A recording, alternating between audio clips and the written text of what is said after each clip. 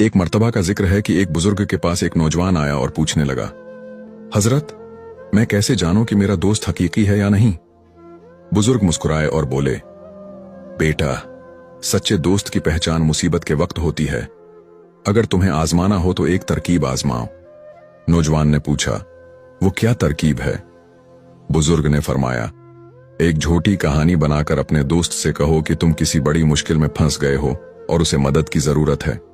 फिर देखो वो कैसा रद्द-ए-अमल देता है। अगर वो फौरन तुम्हारी मदद के लिए तैयार हो जाए तो समझ लो कि वो सच्चा दोस्त है, और अगर वो बहाने बनाने लगे तो समझ जाओ कि वो सिर्फ नाम का दोस्त है। नौजवान ने बुजुर्ग की बात मानी और अपने एक करीबी दोस्त को आजमाया। हैरत की बात यह थी कि जिसे वो सबसे अच्छा दोस्त समझता था, वो मदद के बहाने बनाने लगा, जबकि एक और आम सा जानने वाला फौरन मदद के लिए आगे बढ़ आया। ये देखकर नौजवान को समझ आया कि सच्चा दोस्त वही होता है जो मुसीबत में साथ देता है, न कि वो जो सिर्फ खुशियों में शरीक होता है। नतीजा, इस्लाम हमें सच्ची दोस्ती का दर्स देता है।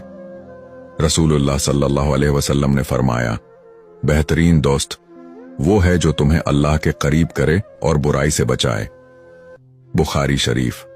हमें भी चाहिए कि दोस्ती के इंतखाब में एहतियात करें और हमेशा नेक लोगों को अपना साथी बनाएं।